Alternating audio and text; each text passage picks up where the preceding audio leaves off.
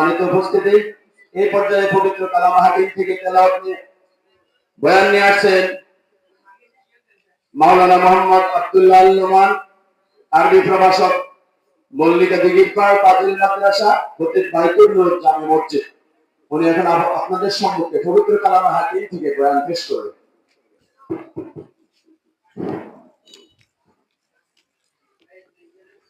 السلام عليكم ورحمة الله وبركاته. نحمده ونستعينه ونستغفره ونعوذ بالله من شرور أنفسنا ومن سيئات أعمالنا. من يهده الله فلا مضل له ومن يضلله فلا هادي له. ونشهد أن لا إله إلا الله وحده لا شريك له. ونشهد أن سيدنا وحبيبنا ومولانا محمدا عبده ورسوله الذي أرسله بالحق بشيرا ونذيرا وداعيا إلى الله بإذنه وسراجا منيرا. وقد قال الله تعالى في كلامه المجيد وفرقانه الحميد: أعوذ بالله من الشيطان الرجيم. بسم الله الرحمن الرحيم. إن الله وملائكته يصلون على النبي يا أيها الذين آمنوا صلوا عليه وسلموا تسليما. اللهم صل على محمد وعلى آل محمد كما صليت على إبراهيم وعلى آل إبراهيم إنك حميد مجيد. اللهم بارك على محمد وعلى آل محمد كما باركت على إبراهيم وعلى آل إبراهيم إنك حميد مجيد. اللهم صل على سيدنا مولانا محمد وعلى آل سيدنا مولانا محمد محمد সাথে اللهم صل على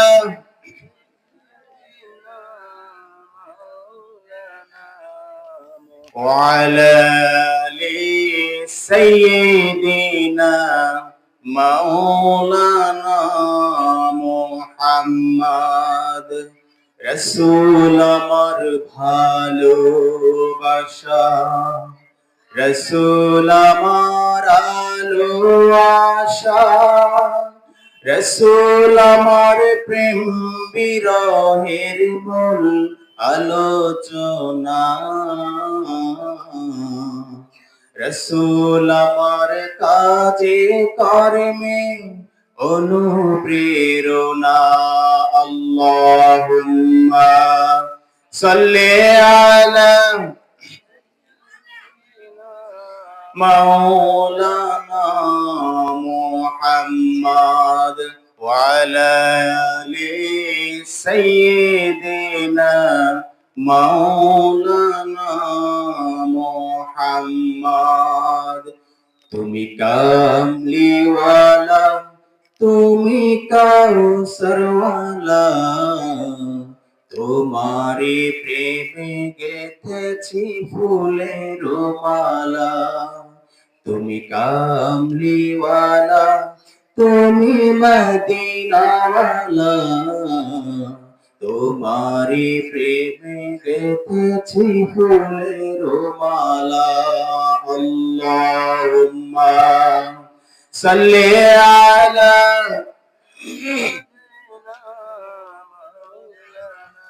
وعلى آل سيدنا مولانا محمد بلغ العلا بكماله كشف الدجى بجماله حسنت جميع خصاله صلوا عليه وعليه ये तेरी मेराज थे लौहो कलम तक पहुंचा और मेरी मेराज हो के माए तेरी कदम तक पहुंचा।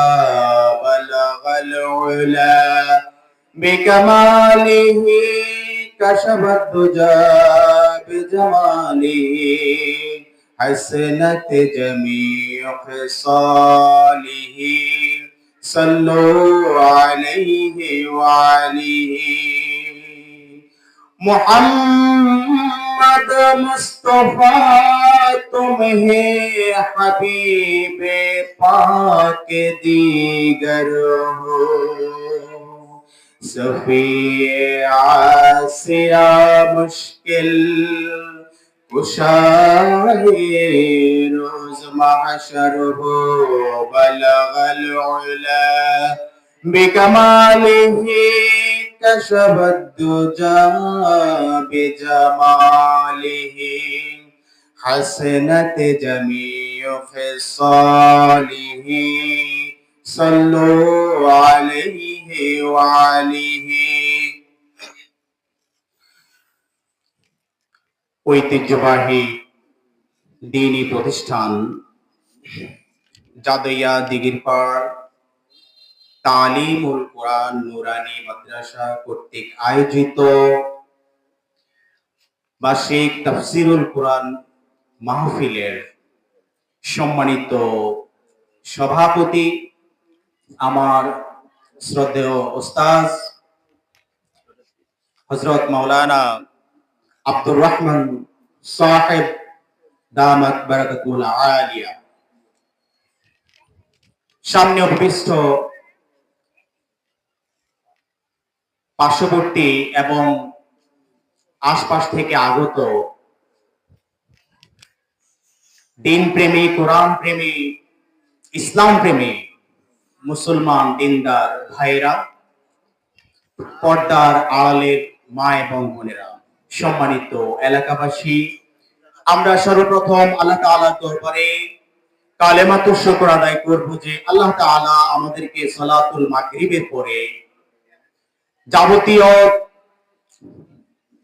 কাজ ফেলে রেখে খামোখা দোকানে আড্ডা দেওয়া থেকে বিরত রেখে আল্লাহ তাআলা আমাদেরকে সালাতুল মাগরিবের পরে কোরআনের মজলিসে, হাদিসের মজলিসে, দ্বীনের মজলিসে আল্লাহ তাআলা আমাদেরকে বসার তৌফিক দিয়েছেন অনেকগুলো মানুষ থেকে বাছাই করে। এই জন্য আমরা সেই মহান মুনিবের দরবারে জবান দারাজ করে দিয়ে কালেমাতুশ শুকর আদায় করছি। আমরা সবাই বলছি আলহামদুলিল্লাহ। আপনারা আল্লাহ তাআলার প্রশংসা করার ক্ষেত্রে খুশি না বেজার? বলতে হবে খুশি না বেজার? এই জন্য খুশি হলে সাউন্ড কি আস্তে হয় না জোরে হয়? সবাই বলেন আলহামদুলিল্লাহ।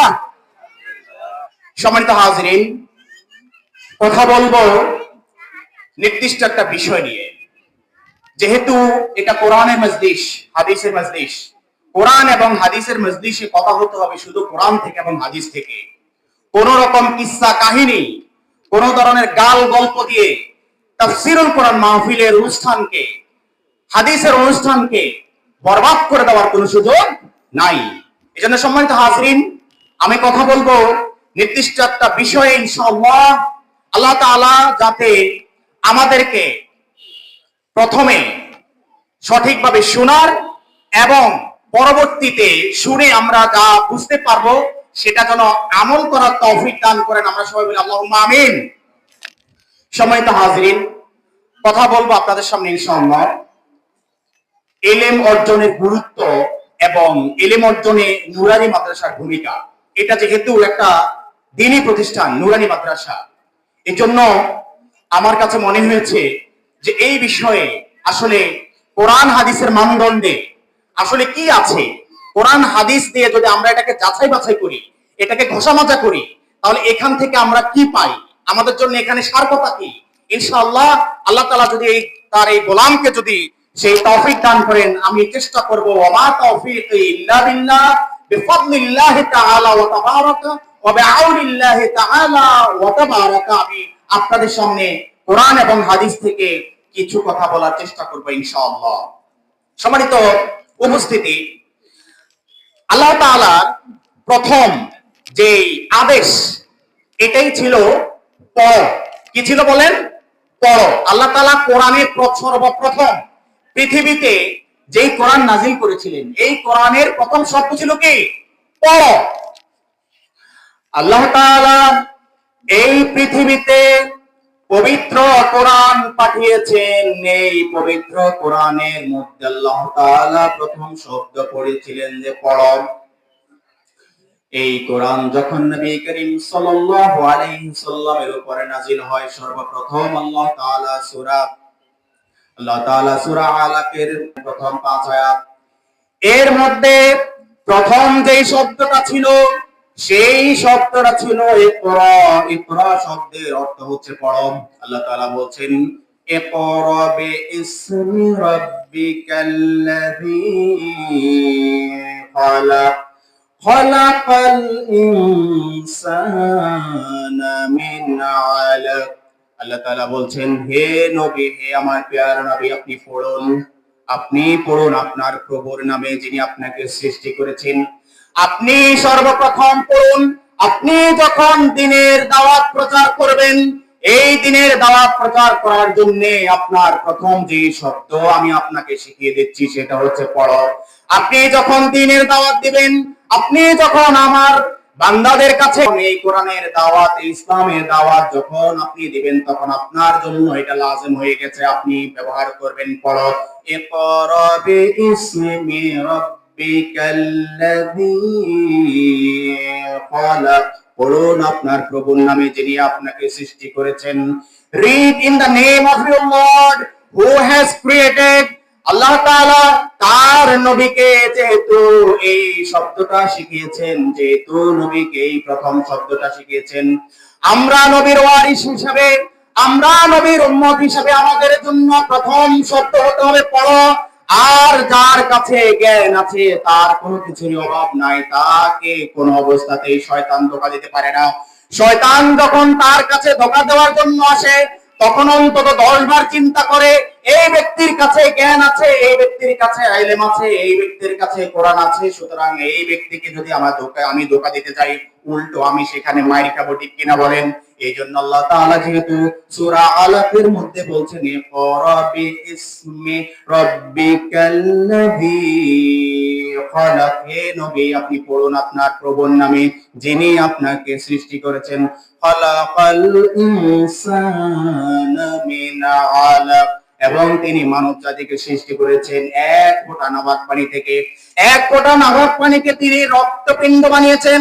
রক্তপিণ্ড থেকে তিনি মানুষকে সৃষ্টি করেছেন। এই জন্য সম্মানিত হাজিরিন, আমাদের জন্য লাজিম হয়ে যায়, নবীর জন্য আল্লাহ তাআলা যেহেতু প্রথম শব্দ শিখিয়েছেন ইকরা তুমি পড়ো, এই জন্য আমরা সর্বপ্রথম পৃথিবীতে আমাদের পরিবার পরিজনে, আমাদের আহলে বাইত যারা রয়েছে, এদের নবী করিম সাল্লাল্লাহু আলাইহি সাল্লাম ইবনে মাজাহ শরীফের 224 নম্বর হাদিসে বলছেন, তলাবুল ইলমি ফরিদাতুন আলা কুল্লি মুসলিম। প্রত্যেক মুসলমানের জন্য দ্বীনি ইলম তলব করা ফরজ হয়ে যায়। তলাবুল ইলম, এখানে ইলম বলতে জ্ঞান, এখানে ইলম বলতে জ্ঞান বোঝানো হয়েছে। তবে কোন জ্ঞান? জ্ঞান দুই ধরনের রয়েছে, একটা হচ্ছে ইলমে দুনিয়া, একটা হচ্ছে ইলমে দ্বীন। ইলমে দ্বীন হচ্ছে যেই ইলমের মধ্যে কোরআন আছে, যেই ইলমের মধ্যে হাদিস আছে, যেই ইলমের মধ্যে দ্বীনের কথাবার্তা রয়েছে, সেটা হচ্ছে ইলমে দ্বীন। এখানে নবী করিম সাল্লাল্লাহু আলাইহি সাল্লাম খাস করে বলেছেন এখানে দ্বীনি ইলম, তলাবুল ইলমে ইলমে দ্বীন। এই জন্য সম্মানিত হাজিরিন, বনি আদম যখন দুনিয়াতে আসে, সর্বপ্রথম আমরা ডান কানে আযান দেওয়ার পরে সেই আযানের মধ্যে সর্বপ্রথম শব্দ হচ্ছে আল্লাহু আকবার, ঠিক কিনা? সেই প্রথম শব্দ হচ্ছে আল্লাহু আকবার। আপনি বনি আদমের কানের মধ্যে সর্বপ্রথম আপনি আল্লাহর লফজটা ঢুকিয়ে দিয়েছেন। এই আল্লাহর লফজটা ঢুকিয়ে দিয়েছেন কারণ হচ্ছে এই আল্লাহ তাআলা তাকে পৃথিবীতে পাঠিয়েছেন কোনো খামাখা উদ্দেশ্য নয়। মা খালাকুতুল জিন্না ওয়াল ইনসা ইল্লা লিয়াবুদুন। আল্লাহ তাআলা বনি আদমকে পৃথিবীতে পাঠিয়েছেন, পৃথিবীতে সৃষ্টি করিয়েছেন শুধুমাত্র তার ইবাদত করার জন্য। এই জন্য সম্মানিত হাজিরিন, নবী করিম সাল্লাল্লাহু আলাইহি সাল্লাম এখানে তলাবুল ইলমি ফারিদা, এখানে ইলম বলতে দ্বীনি ইলম এখানে খাস করা হয়েছে। এই জন্য আমরা এখন যেখানে বসে আছি, এটা যেহেতু নূরানী মাদ্রাসা, এই নূরানী মাদ্রাসা ইলমে দ্বীন তারা খাস করে শেখায়। কারণ ইলমে দ্বীনের মধ্যে কোরআন রয়েছে, হাদিস রয়েছে, দ্বীনি ইলম রয়েছে। যদি দ্বীনি ইলম না থাকে তাহলে ইলমে দুনিয়া দিয়ে কোনো লাভ হবে না। ইলমে দুনিয়া দিয়ে সর্বোচ্চ আপনি পৃথিবীতে একটু সুখে থাকতে পারবেন, পৃথিবীতে একটু ভালো চলতে পারবেন, ভালো খেতে পারবেন, কিন্তু আপনার আখিরাত বরবাদ হয়ে যাবে। আপনার কাছে যদি ইলমে দ্বীন না থাকে তাহলে আপনি সালাত আদায় করতে পারবেন না।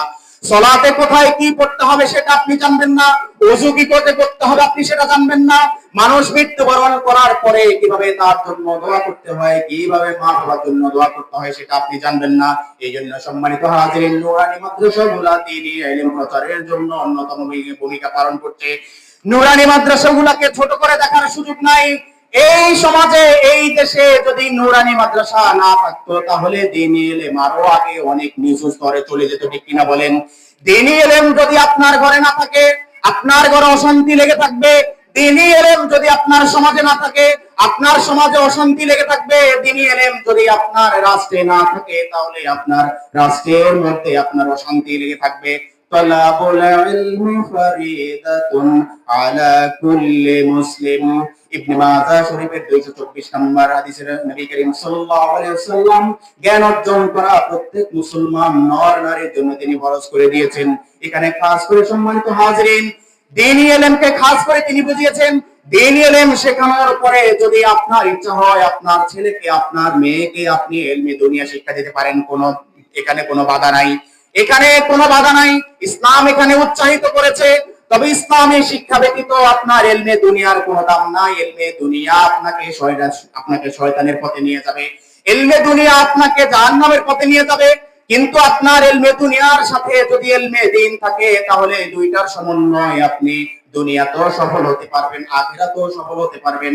সফলতা দেওয়ার মালিক আল্লাহ। দুনিয়াতে অনেক ধরনের মানুষ রয়েছে, এখানে স্পেশালি আমি আপনাদের সামনে দুইটা ক্যাটাগরি করতেছি। একদল হচ্ছে যারা জানে এবং যারা জানে না, যাদের কাছে ইলম আছে, যাদের কাছে ইলম নাই। উভয় কি সমান নাকি? সমান নয়। এই সম্পর্কে আল্লাহ তাআলা সূরা জুমারের 9 নম্বর আয়াতের মধ্যে বলছেন, কুল হাল ইয়াস্তাউিল্লাযীনা ইয়ালামুনা ওয়াল্লাযীনা লা ইয়ালামুন। আল্লাহ তাআলা তার নবীকে বলছেন, হে নবী আপনি মূর্খদেরকে বলুন, আপনি যারা জাহেল তাদেরকে বলুন, আপনি তাদেরকে বলে দেন যারা জানে এবং যারা জানে না তারা উভয় কি সমান কিনা তাদেরকে আপনি এই প্রশ্ন করেন, কুল হাল ইয়াস্তাউিল্লাযীনা ইয়া'লামুনা ওয়াল্লাযীনা লা ইয়া'লামুন। যারা জানে আর যারা জানে না তারা উভয় কি সমান, যাদের কাছে ইলম আছে আর যাদের কাছে ইলম নাই তারা উভয় কি সমান? সমান নাকি? সমান? সমান নয়। তাহলে শ্রেষ্ঠ কারা? যাদের কাছে কি আছে? ইলম আছে। এটা কার কথা? এটা কার কথা? আল্লাহর কথা। কুল হাল ইয়াস্তাউিল্লাযীনা ইয়া'লামুনা ওয়াল্লাযীনা লা ইয়া'লামুন ইন্নামা ইয়াতাযাক্কারু উলুল আলবাব। আর এখান থেকে শুধুমাত্র যাদের বিবেক রয়েছে, যাদের বোধ শক্তি রয়েছে, যাদের হিতাহিত জ্ঞান রয়েছে, তারাই শুধুমাত্র এখান থেকে উপদেশ গ্রহণ করতে পারে। যারা আপনাকে উপহাস করে, যারা আপনাকে উপহাস করে আপনি তাদেরকে জানিয়ে দেন, তাদেরকে আপনি বলে দেন, হে নবী, পৃথিবীতে যত মানুষ রয়েছে এদের মধ্যে যারা মূর্খ এবং যারা জ্ঞানী এই দুই দল কখনো এক হতে পারে না। যেহেতু তারা এক হতে পারে না, অবশ্যই আমার কোরআনের জ্ঞান যাদের মধ্যে রয়েছে, আমার নবীর হাদিসের জ্ঞান যাদের মধ্যে রয়েছে, তারাই হচ্ছে শ্রেষ্ঠ। সুবহানাল্লাহ। আর এখান থেকে শুধুমাত্র যারা বুঝতে পারে, তা যাদের জ্ঞান আছে, যাদেরকে আল্লাহ বুঝ শক্তি দিয়েছে, যাদের হিতাহিত জ্ঞান রয়েছে, যাদের কমন সেন্স রয়েছে, শুধুমাত্র তারা বুঝতে পারে।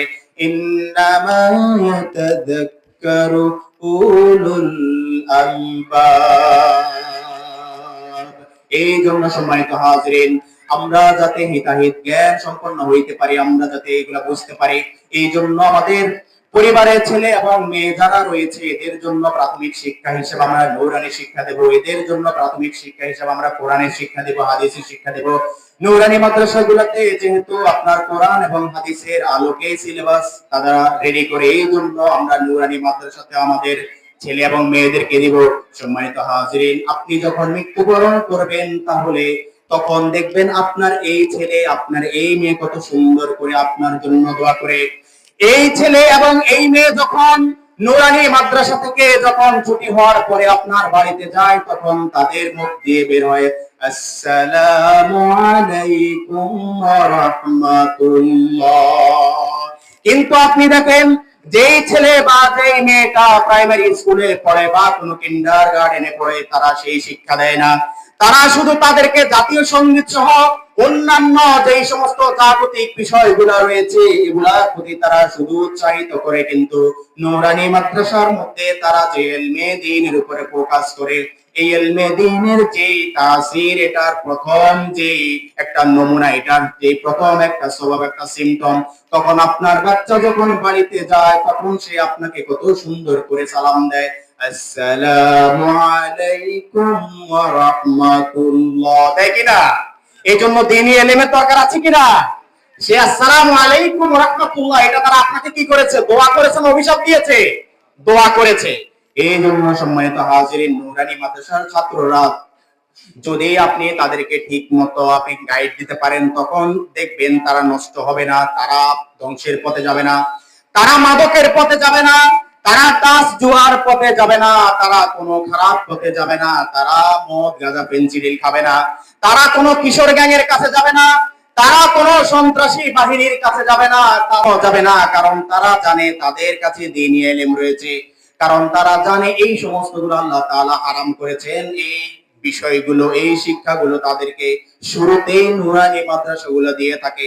এই জন্য সম্মানিত হাজিরিন, নূরানি মাদ্রাসাগুলো আমাদের সমাজে এবং আমাদের দেশে আমাদের যে দ্বীনি ইলম রয়েছে এটা প্রচারের জন্য, এটা প্রসারের জন্য গুরুত্বপূর্ণ ভূমিকা পালন করছে। আপনার সন্তানকে যখন আপনি মাদ্রাসায় দিবেন, সে দেখবেন আপনার মধ্যে যদি কোনো খারাপি থাকে, আপনার চারিত্রিক কোনো যদি বৈশিষ্ট্যের মধ্যে কোনো খারাপি থাকে, আপনি যদি সূরা কেরাত ঠিক মতো না পড়তে পারেন, না তিলাওয়াত করতে পারেন, তখন সে সুন্দর করে আপনাকে সূরা কেরাত গুলা শিখিয়ে দেবে। এই জন্য সম্মানিত হাজিরিন, আপনাদের সন্তানদেরকে নূরানি মাদ্রাসায় দিবেন। নূরানি মাদ্রাসা হচ্ছে দ্বীনি ইলম মজবুত করে গঠন করার জন্য একটা ভিত্তি। This is the foundation. This is the foundation. That foundation is a very constructive point in our society, and it contributes a lot just to extend the knowledge of Islam, knowledge of Quran around the country, around the society. So this is very, very important to understand for us. এই জন্য সম্মানিত হাজিরিন, নুরানি মাদ্রাসা শিক্ষা কথা আমাদেরকে উৎসাহিত করতে হবে, আমাদেরকে পৃষ্ঠপোষকতা করতে হবে। এই জন্য সম্মানিত হাজিরিন, আমাদের জন্য তাদেরকে উৎসাহ দেওয়া জরুরি হয়ে যায়। আল্লাহ তাআলা ইলম অর্জনকারীদের মর্যাদা বৃদ্ধি করবেন। আল্লাহ তাআলা সূরা মুজাদ্দালার 11 নম্বর আয়াতে বলছেন, ইয়ারফাইল্লাহু আল্লাযীনা আমানু মিনকুম ওয়াল্লাযীনা উতুল ইলমা দারাজাত। তোমাদের মধ্যে যারা ঈমান এনেছে, যাদেরকে জ্ঞান দান করা হয়েছে, আল্লাহ তাদেরকে মর্যাদায় সমুন্নত করবেন। সুবহানাল্লাহ। ইয়ারফাইল্লাহু আল্লাযীনা আমানু মিনকুম ওয়াল্লাযীনা উতুল ইলমা দারাজাত। তোমাদের মধ্যে যারা ঈমান এনেছে, যাদেরকে জ্ঞান দান করা হয়েছে, যাদেরকে কি দেওয়া হয়েছে? জ্ঞান দান করা হয়েছে। কি বলেন? জ্ঞান। কি দান করা হয়েছে? জ্ঞান দান করা হয়েছে। আল্লাহ তাআলা তাদের মর্যাদা সমুন্নত করবেন। তাহলে যাদের জ্ঞান আছে, এদের মর্যাদা বাড়িয়ে দিবেন কে? জ্ঞানের গুরুত্ব আছে না নাই? এই জন্য দ্বীনি ইলমের প্রতি গুরুত্ব দিতে হবে কিনা? এই জন্য সম্মানিত হাজিরিন, আমাদেরকে দ্বীনি ইলমের প্রতি গুরুত্ব দিতে হবে। এরপরে আল্লাহ তাআলা সূরা বাকারার 269 নম্বর আয়াতের মধ্যে বলছেন, ইউতিল হিকমাতা মান ইয়াশাউ ওয়া মান ইউতাল হিকমাতা ফাকাদ উতিয়া খায়রান কাসীরা ওয়া মা ইয়াযাক্কারু ইল্লা উলুল আলবাব। আল্লাহ তাআলা সূরা বাকারার 269 নম্বর আয়াতে বলছেন, তিনি যাকে চান তাকে জ্ঞান দান করেন, তিনি যাকে চান তাকে জ্ঞান দান করেন, আর যাকে জ্ঞান দেওয়া হয় তাকে অনেক কল্যাণ দেওয়া হয়। যাকে জ্ঞান দেওয়া হয় তাকে অনেক কি দেওয়া হয়? কল্যাণ দেওয়া হয়। বলেন কি দেওয়া হয়? যার কাছে জ্ঞান আছে তার সাথে কি আছে? কল্যাণ আছে। কি আছে? কল্যাণ আছে। এটা কার কথা? আল্লাহর কথা। এই জন্য সম্মানিত হাজিরিন, ইউতিল হিকমাতা মান ইয়াশাউ ওয়া মান ইউতাল হিকমাতা ফাকাদ উতিয়া খায়রান কাসীরা ওয়া মা ইয়াযাক্কারু ইল্লা উলুল আলবাব। তিনি যাকে জ্ঞান দান করেন, এর মানে হচ্ছে আল্লাহ যাকে জ্ঞান দান করেন, আর যাকে জ্ঞান দান করা হয় তাকে অনেক কল্যাণ দেওয়া হয়। আর বিবেক সম্পন্ন উপদেশ গ্রহণ করে, বিবেক সম্পন্ন ব্যক্তিগণই এখান থেকে উপদেশ গ্রহণ করে। যাদের বিবেক নাই তারা এখান থেকে কোনো উপদেশ গ্রহণ করতে পারবে না। শুধুমাত্র যাদের বিবেক রয়েছে আল্লাহর কালাম থেকে শুধুমাত্র তারা উপদেশ গ্রহণ করতে পারবে। সুবহানাল্লাহ। তাহলে দ্বীনি ইলমের গুরুত্ব আছে কি না বলেন? দ্বীনি ইলমের গুরুত্ব আছে? আছে। সম্মানিত হাজিরিন, তিরমিজি শরীফের 2571 নম্বর হাদিসে নবী করিম সাল্লাল্লাহু আলাইহি সাল্লাম বলছেন, হাদিসটা হযরত আনাস রাদিয়াল্লাহু তাআলা আনহু থেকে বর্ণিত। আন আনাস ইবনে মালিক রাদিয়াল্লাহু তাআলা আনহু قال قال رسول الله صلى الله عليه وسلم من خرج في طلب العلم كان في سبيل الله حتى يرجع رواه الترمذي। তিরমিজি শরীফের এই হাদিসে নবী করিম সাল্লাল্লাহু আলাইহি সাল্লাম বলছেন, যে ব্যক্তি ইলম অন্বেষণ করার জন্য নিজ বাড়ি থেকে বের হয়, সে ফিরে না আসা পর্যন্ত আল্লাহর পথে থাকে। তাহলে দ্বীনি ইলম শেখার জন্য যে ব্যক্তি বাড়ি থেকে বের হয়, কোত্থেকে বলেন? বাড়ি থেকে বের হয়, যতক্ষণ পর্যন্ত ইলম অর্জন করার জন্য সে বাহিরে থাকে, আল্লাহ তাআলার রাসূল বলতেছেন যে ততক্ষণ পর্যন্ত সে আল্লাহ তাআলার পথেই থাকে। সুবহানাল্লাহ, লিল্লাহি তাকবীর।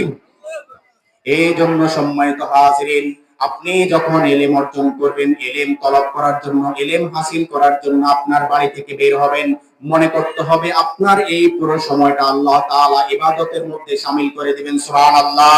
এলেম হচ্ছে এমন বড় একটা অস্ত্র, এলেম হচ্ছে এত বড় একটা সম্পদ, যেই সম্পদ আপনার কাছে যদি থাকে তাহলে আপনার আর অন্য কোনো সম্পদের দরকার নাই।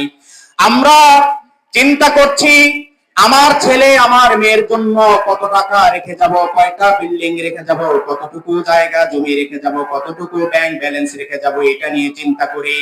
কিন্তু সম্মানিত হাজিরিন, এই সম্পদ যদি আপনি ছেলে এবং মেয়ের জন্য রেখে যান, তার মধ্যে যদি দ্বীনি ইলম না থাকে, এই সম্পদ তাকে ডুবিয়ে দিবে, ঠিক কিনা বলেন? এই সম্পদ তাকে জাহান্নামের পথে নিয়ে যাবে, কারণ তার মধ্যে দ্বীনি ইলম নাই। সে চিন্তা করবে আমার জন্য তো আমার মা বাবা যথেষ্ট সম্পদ রেখে গেছে, সুতরাং আমার জ্ঞান অর্জন করার দরকার কি, আমি এগুলা বিক্রি করে ঘুরে যেতে পারবো। কিন্তু এই সম্পদ বিক্রি করে খেয়ে খেয়ে তার এক সময় সবগুলো শেষ হয়ে যাবে। কিন্তু এলেম হচ্ছে এমন একটা সম্পদ, শিক্ষা হচ্ছে এমন একটা সম্পদ, এই সম্পদ যদি আপনি আপনার ছেলে মেয়েকে আপনি যদি দিয়ে যেতে পারেন, তাহলে এই সম্পদ দিয়ে সে একদম আমৃত্যু সে খেয়ে যেতে পারবে। সুবহানাল্লাহ। Education is an asset that will help his whole life. শিক্ষা হচ্ছে এমন একটা সম্পদ যেটা তার পুরো জীবনে সাহায্য করবে, ঠিক কিনা বলেন? এই জন্য সবচাইতে বড় সম্পদ কি জায়গা জমি না শিক্ষা? বলেন। শিক্ষা, শিক্ষা হচ্ছে এত বড় একটা সম্পদ, যেই সম্পদ যদি আপনার সন্তানের মধ্যে থাকে, তাহলে ওই সন্তান চিন্তা করবে আমার কাছে এমন একটা সম্পদ রয়েছে, আমার মা বাবা এই সম্পদ অর্জন করার জন্য আমার পেছনে যতটুকু শ্রম দিয়েছেন, এখন সে চিন্তা করবে এই সম্পদটাই হচ্ছে তার জন্য সবচেয়ে বড় সম্পদ, ঠিক কিনা বলেন? এই জন্য সম্মানিত হাজিরিন, আমাদেরকে আমাদের সন্তানদেরকে সবচাইতে বড় সম্পদ রেখে যেতে হবে তাদের জন্য শিক্ষা। কি বলেন? শিক্ষা। তাদেরকে মানুষ করে দিয়ে যান, তাদেরকে দ্বীনি ইলম শিক্ষা দেন, তাদেরকে উচ্চ শিক্ষায় শিক্ষিত করেন, এটাই হচ্ছে সবচেয়ে বড় সম্পদ। আপনি কানিয়ে কানিয়ে জায়গা জমি রেখে গেছেন, কোটি কোটি টাকা ব্যাংকের মধ্যে রেখে গেছেন, এই টাকা এই সম্পদ তার কোনো উপকারে আসবে না। কিয়ামত আপনার আপনার মৃত্যুর পরে সেই সম্পদের মোহে পাগল হয়ে যাবে, আপনাকে আর স্মরণ করবে না। কিন্তু যদি আপনি আপনার সন্তানকে দ্বীনি ইলম শিক্ষা দেন, এই সন্তান আপনার মৃত্যুর পরে আপনার জন্য দোয়া করবে, ঠিক কিনা বলেন?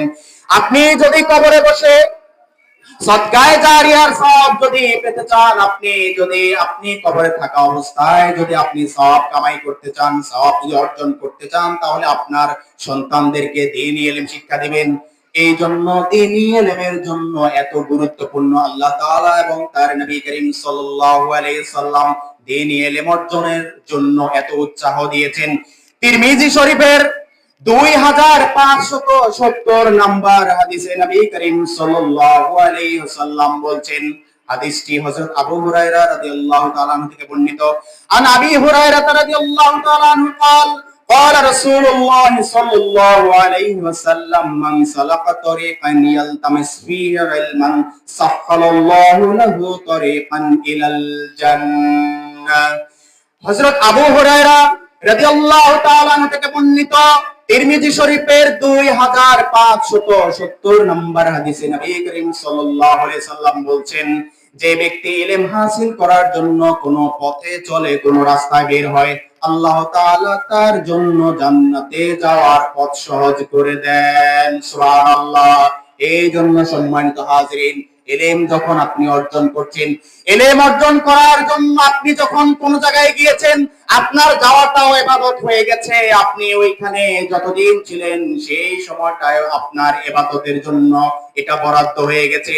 আপনি সেখান থেকে ফিরে আসার আগ পর্যন্ত আল্লাহ তাআলা তার ফেরেশতাদেরকে নির্দেশ দিচ্ছেন, আমার এই বান্দা দ্বীনি ইলম অর্জন করার জন্য, আমার কোরআনকে শেখার জন্য, নবীর হাদিসকে শেখার জন্য এত কষ্ট করেছে, এত সময় ব্যয় করেছে, এত দূর হেঁটেছে, এত ঘাম ঝরিয়েছে, এত শ্রম ব্যয় করেছে, সুতরাং তোমরা ওই সবগুলো সময় তার জন্য সওয়াবের খাতায় লিখে দাও। সুবহানাল্লাহ। এরপরে আরেকটা সুসংবাদ হচ্ছে, আপনি যদি দ্বীনি ইলম অর্জন করার জন্য আপনি কোন রাস্তায় বের হন, তিরমিজি শরীফের 2570 নম্বর হাদিস অনুযায়ী নবী করিম সাল্লাল্লাহু আলাইহি সাল্লামের ঘোষণা অনুযায়ী আপনার জন্য আল্লাহ তাআলা বেহেশতে যাওয়ার পথ সহজ করে দেন। সুবহানাল্লাহ। তাহলে এলেম অর্জনের মূল্য আছে কিনা বলেন। আসলে সবচেয়ে গুরুত্বপূর্ণ কথা হচ্ছে যে এলমে দুনিয়া এবং এলমে দিন দুটাই জ্ঞান, কিন্তু এখানে এলেম বলতে খাস সম্মানিত হাজিরিন আমরা একটু খেয়াল করে শুনি। আমরা যেখান থেকে শুরু করেছি সেখানে গিয়ে শেষ করবো ইনশাআল্লাহ, যেহেতু আমরা বিষয়ভিত্তিক কথা বলছি, ঠিক কিনা বলেন। এই জন্য সম্মানিত হাজিরিন, এলমে দুনিয়ার মাধ্যমে আমরা কি হাসিল করি? ইংরেজি, গণিত, বাংলা, অন্যান্য সমাজ বিজ্ঞান, যে সমস্ত ভূগোল, যতগুলা বিষয় রয়েছে, এগুলা আমরা অর্জন করি কিসের জন্য? দুনিয়াতে বড় বড় চাকরি পাওয়ার জন্য, কিনা বলেন, বড় বড় চাকরি পাওয়ার জন্য। কিন্তু আফসোসের বিষয় হচ্ছে যে ইলমটা, যে জ্ঞানটা আল্লাহ তাআলা এবং তার পেয়ারা নবী সাল্লাল্লাহু আলাইহি সাল্লাম খাস করে বলেছেন ইলমে দিন। ইলমে দিন মানে হচ্ছে কোরআনের ইলম, হাদিসের ইলম, ইলমে দিন, দ্বীনি ইলম, এখানে তারা খাস করেছেন। কিন্তু দুর্ভাগ্যজনক বিষয় হচ্ছে আমরা আজকে যারা মাদ্রাসায় পড়াশোনা করে আমাদের কত একটা বোকার স্বর্গে আমরা বসবাস করছি। আমরা বলছি যে মাদ্রাসায় পড়ে আর কি হবে, মাদ্রাসায় পড়ে আর কি পাবে। মাদ্রাসায় পড়ে আজ পর্যন্ত একটা ব্যক্তি না খেয়ে মারা গেছে? যায় নাই। আল্লাহ তাআলা এই জন্যে আপনি পৃথিবীতে যতদিন বাঁচবেন, এখানে সংক্ষিপ্ত একটা সময় নিয়ে আপনি আসছেন, এখানে আপনি আজীবন বেঁচে থাকবেন না, আজীবন এখানে বেঁচে থাকবেন না, আপনাকে মৃত্যুবরণ করতেই হবে। Everybody has to get the test of death. প্রত্যেক ব্যক্তিকে অবশ্যই অবশ্যই মৃত্যুর স্বাদ গ্রহণ করতে হবে। আপনাদের পাশে, এই মসজিদের পাশে শুয়ে আছেন আমার সম্মানিত উস্তাদ হযরত মাওলানা আব্দুস সাত্তার সাহেব, আল্লাহ তাআলা ওনাকে জান্নাতের উচ্চ মর্যাদা দান করুন, আল্লাহুম্মা আমিন। হুজুর মাদ্রাসায়, আমরা জাদিয়া মাদ্রাসায় পড়তাম, জাদিয়া মাদ্রাসার মধ্যে আমাদের কাছে যতজন উস্তাদ ছিলেন, আমাদের চোখের মণি, যাদের কাছ থেকে আমরা বুনিয়াদি ইলম শিখেছি, ফাউন্ডেশনাল এডুকেশন আমরা যাদের কাছ থেকে শিখেছি, তাদের মধ্যে হযরত মাওলানা আব্দুস সাত্তার সাহেব ছিলেন অন্যতম একজন।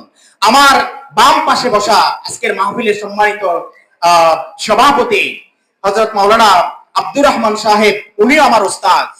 ওনাদের থেকে আমরা যে ইলম নিয়েছি, আল্লাহ তাআলা আজকে আমাদেরকে কবুল করেছেন বিদায় আমরা আপনাদের সামনে দু চারটি কথা বলার আমরা সেই আল্লাহ তাআলা তৌফিক দিয়েছেন।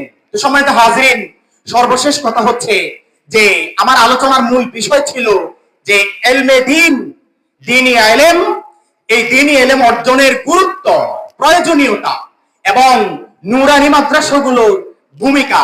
আপনাদের এই এলাকায় এই নূরানি মাদ্রাসাটা, এই এলাকার মধ্যে আলহামদুলিল্লাহ আমি যতটুকু আমি দেখেছি, according to my observation, this institution, this madrasa contributes a lot, and this tremendous contribution will help this society for development. এই সমাজটাকে উন্নয়নের জন্য এই নূরানি মাদ্রাসা আস্তে আস্তে আমাদেরকে সহযোগিতা করবে। কারণ আমার সন্তান, আপনার সন্তান, আমাদের সকলের সন্তানের কাছে যদি দ্বীনি ইলম না থাকে, তাহলে এই এলাকা থেকে আস্তে আস্তে দ্বীনি ইলম গুলা নাকিস পর্যায়ে চলে যাবে, ঠিক কিনা বলেন। এই জন্য সম্মানিত হাজিরিন, নূরানি মাদ্রাসাগুলোকে আমাদেরকে দেখভাল করতে হবে, পৃষ্ঠপোষকতা করতে হবে। নূরানি মাদ্রাসার যেগুলার সুবিধা অসুবিধায় আমাদেরকে খোঁজ খবর নিতে হবে। ওনাদেরকে আন্ডার এস্টিমেট করার কোনো ধরনের সুযোগ নাই, কারণ এখানে কোরআনের দর্শ হয়, হাদিসের দর্শ হয়। অবশ্যই আল্লাহ তাআলা আমাদেরকে এই বিষয়গুলো যা কোরআন থেকে বয়ান করেছি, যা হাদিস থেকে বয়ান করেছি, আল্লাহ তাআলা এই সবগুলো আমাদেরকে সঠিকভাবে বোঝার এবং বুঝে আমল করার তৌফিক দান করুন, আল্লাহুম্মা আমিন। হাযা মা ইনদি ওয়াল ইলমু ইনদাল্লাহ আলাইহি তাওয়াক্কালতু ওয়া ইলাইহি উনীব। আসসালামু আলাইকুম ওয়া রাহমাতুল্লাহি ওয়া বারাকাতুহু।